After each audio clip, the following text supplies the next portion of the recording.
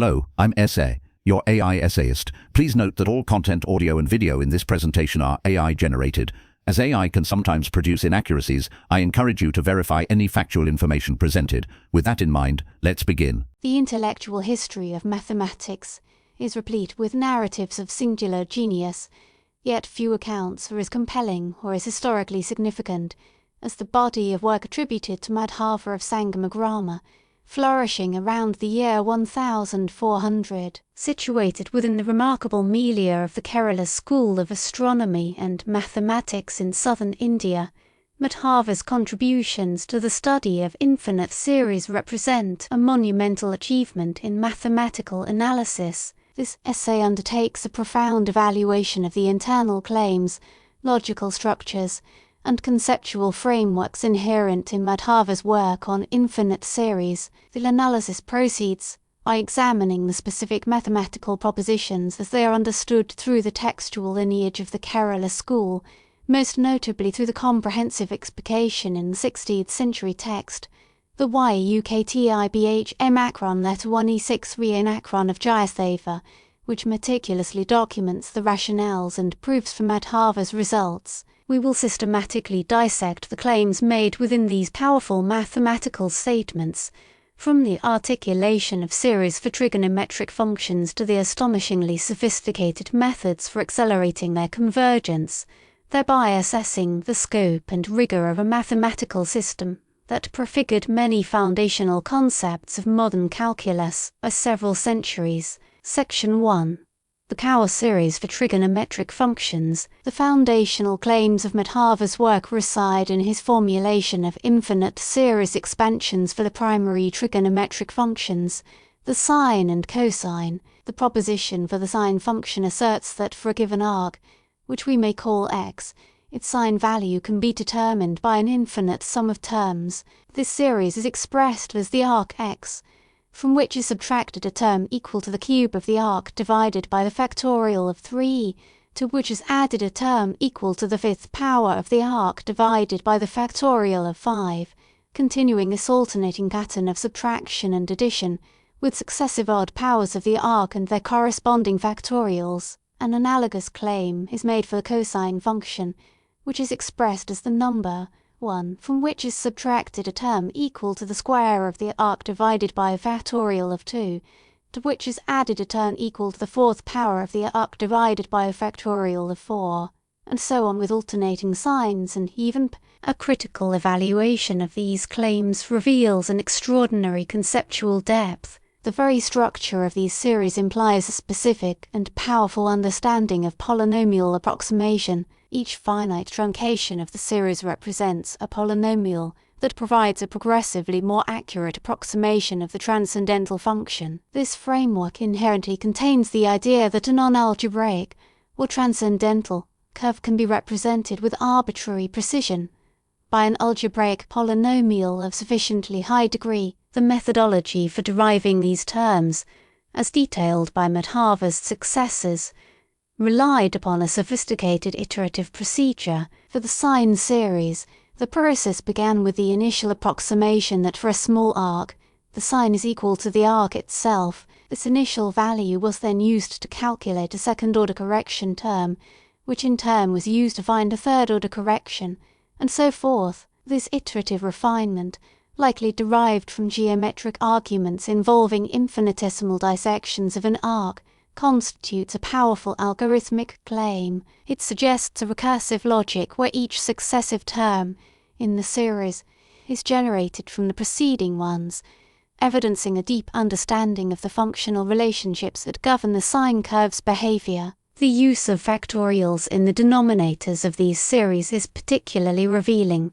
It points to a systematic process equivalent to term-by-term integration, suggesting that the Kerala school possessed a working knowledge of the inverse relationship between the rates of change of the sine and cosine functions. The internal logic is impeccable. The structure of the series is a direct consequence of a precise and repeatable procedure for generating coefficients, a procedure that itself embodies a profound insight into the analytical nature of the functions being studied. Section 2. The infinite series for the arctangent and the quest for pi. Another central pillar of Madhava's work is his formulation of an infinite series for the arctangent function, a result of immense theoretical and practical importance. The claim states that the angle whose tangent is a given value, let us call it x, can be expressed as the series x minus the quantity x cubed divided by 3 plus the quantity x to the 5th power divided by 5, and so on, with alternating signs and successive odd powers and divisors. The most celebrated application of this claim arises from setting the value of x to 1. In this specific instance, the angle whose tangent is 1 is 4 to 5 degrees, or in radian measure, the quantity pi divided by 4. This leads directly to the famous series for pi, the value of pi, divided by 4 equals 1 minus 1/3 plus 1/5 minus 1/7, continuing indefinitely, with the reciprocals of the odd integers, with alternating signs. Evaluating this claim requires a dual perspective. As a pure mathematical statement, the series is elegant and correct. It establishes a direct link between the fundamental constant pi and a simple arithmetic progression of rational numbers. The derivation of this series, detailed in the YUKTIBH macron letter 1E63 macron, is a masterpiece of geometric reasoning, involving the meticulous summation of the areas of infinitesimal rectangular strips under a circular arc to calculate the area of a sector. This method, a clear form of definite integration, showcases a robust and rigorous conceptual framework for moving from a finite sum of small elements to an infinite series representing the whole. However, evaluating the claim from a practical, computational standpoint reveals its limitations. The series converges with notorious slowness. To obtain even a modest degree of accuracy for pi, one must compute an enormous number of terms. The internal logic of the series itself dictates the slow convergence. The terms decrease in magnitude very gradually. It is a testament to the intellectual honesty of the Kerala school that this practical deficiency was fully apprehended. The claim of this series as a theoretical representation of pi is flawless, yet its claim as an efficient computational tool is weak. This very weakness, however, became the catalyst for one of Madhava's most profound innovations, demonstrating that the evaluation of a result's limitations can be as scientifically productive as the initial discovery itself. The understanding of its convergence behavior was a critical part of the work's contribution. Section 3. The rational finite series and correction term methodology. The computational shortcomings of the direct arctangent series for pi prompted a further, and arguably more brilliant, set of claims from Madhava: the development of rational finite series approximations and the introduction of a sophisticated correction term. He transformed the slowly converging infinite series into a rapidly converging finite expression. One such claim asserts that the value of pi can be very closely approximated by a specific rational expression involving a chosen large number of terms from the original series, supplemented by a final algebraic fraction that accounts for the remainder of the infinite tail. For a series truncated after n terms, Madhava's correction term often took a form such as the next term in the series multiplied by a fractional modifier. For the pi series, after computing a large number of terms, he introduced a final corrective fraction. For example,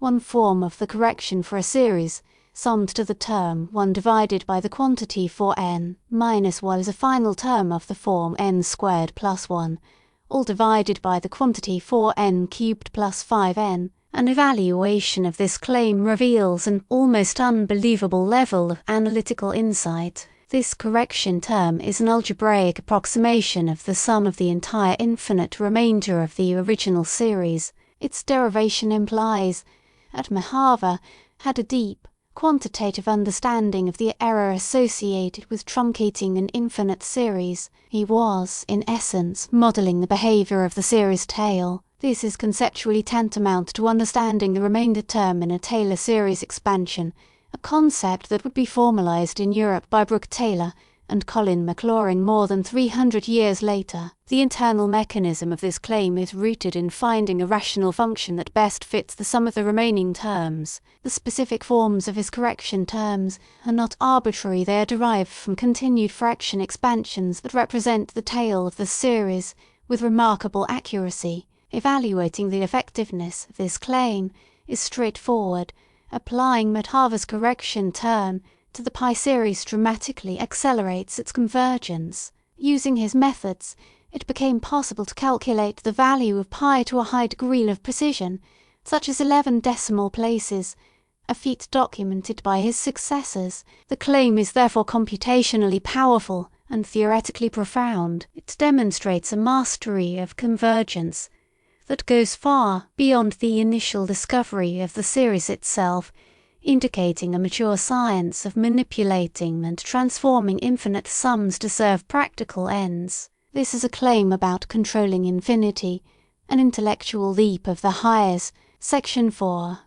The implicit algebra of infinite processes underpinning all of Madhava's specific series formulations is a broader, implicit claim regarding the legitimate algebra of infinite processes. His work functions as if based on a set of unstated axioms permitting the manipulation of infinite series in ways that were yet to be formally justified in world mathematics. The derivation of the sine and cosine series, for instance, relies on a procedure that is functionally equivalent to term-by-term integration or differentiation of an infinite polynomial to obtain the sine series from a geometric consideration of arc length and then derive the cosine series from it, or vice versa, requires assuming that the operation of integration or its inverse can be distributed over an infinite number of terms. This is a powerful and non-trivial claim about the linear properties of these infinity-dimensional operators. Evaluating this implicit framework reveals a pragmatic, results-oriented approach to analysis that is strikingly modern. The validity of these operational claims was judged by the coherence and accuracy of the results they produced. The fact that the series for sine, when manipulated in this fashion, yielded the correct series for cosine, which in turn could be used to verify other geometric truths, serve as its own justification. This forms a self-consistent logical system. Furthermore, Madhava's work on transforming the pi series shows a facility with algebraic restructuring of infinite sums. He essentially refactors the original series into a new one whose terms decrease much more rapidly. This involves grouping terms and performing algebraic operations on the resulting blocks, a procedure that assumes the associative and distributive properties of arithmetic extend to certain classes of infinite sums. The internal consistency of the results achieved through these methods is the strongest evidence for the validity of the underlying claims. While the Kerala school may not have possessed a formal theory of uniform convergence, which is the modern criterion for justifying such manipulations, their work demonstrates a powerful and effective intuitive grasp of the conditions under which these operations were permissible. The claim is a methodological one that infinite series are not merely static objects of curiosity, but are dynamic algebraic entities that can be manipulated and transformed to yield new mathematical truth. Section 5. The structure of rationale and proto-proof. The ultimate evaluation of Madhava's claims must address the nature of their justification. While Madhava's own writings are largely lost, the Yuktapasa, meaning exposition of the rationale, provides a unique window into the epistemological standards of the Kerala school. It presents detailed derivations for Madhava's series, offering what can be described as proto-proofs. The central claim here is that these results were obtained not by empirical induction or guesswork, but through rigorous, logically sequential arguments. For the trigonometric series, the proofs begin with fundamental geometric constructions, typically involving the dissection of a quadrant of a circle into a large number of small, equal arcs. By summing the lengths of the sines or cosines of these small arcs using iterative reasoning, a finite sum approximation is constructed. The critical step, and the most profound claim within this methodology, is the passage to the limit. The Yucta parser explicitly describes the process of making the arc segments infinitesimally small, thereby increasing their number to infinity. The argument asserts that as the number of segments approaches infinity, the error in the finite sum approximation vanishes, and the sum itself transforms into the exact infinite series. This is a clear articulation of the limiting process that forms the bedrock of calculus. Evaluating this claim requires careful consideration of its form. The language is geometric and physical, using concepts of atoms of arc length, yet the underlying logic is analytical. The argument that the sum of the errors tends to zero is a crucial component of the proof's structure. These justifications possess a high degree of internal coherence. They are step-by-step logical deductions from accepted geometric principles. They function as proofs, demonstrating that any other result would lead to a contradiction with these foundational principles. While they may lack the formal epsilon-delta notation of 19th-century European analysis, their logical structure is sound and their persuasive power within their own mathematical context is immense. The claim is that mathematical truth in this domain is accessible through a combination of geometric intuition and a rigorous,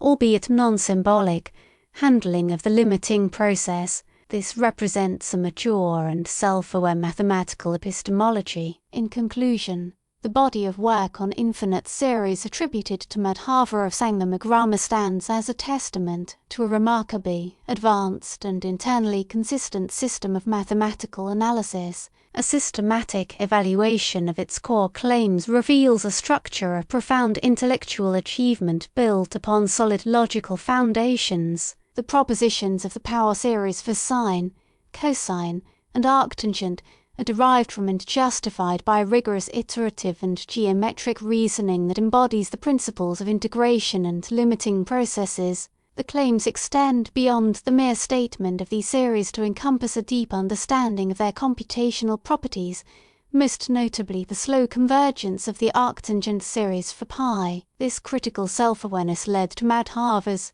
most sophisticated claim, the formulation of correction terms that function as highly accurate rational approximations of a series' infinite remainder, demonstrating a functional mastery of convergence acceleration that would remain unparalleled for centuries. The entire edifice of this work rests on an implicit yet powerful claim that infinite series are algebraic objects subject to transformation and manipulation, a methodological stance vindicated by the consistency and utility of the results. The rationales preserved by the Kerala school show that these were discoveries born not of chance, but of a deductive and analytical tradition of the highest caliber. Madhava's work, therefore, presents a coherent and powerful set of claims about the nature of number, function, and infinity, whose rigor and insight secure its position as a landmark of global mathematical heritage.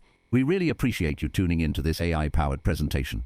Our goal is to push the boundaries of AI in content creation, and your input is invaluable. If there's a particular subject you'd like to see us tackle next, or if you have suggestions on how we could fine-tune our AI's creative prompts, please don't hesitate to leave your ideas in the comments section.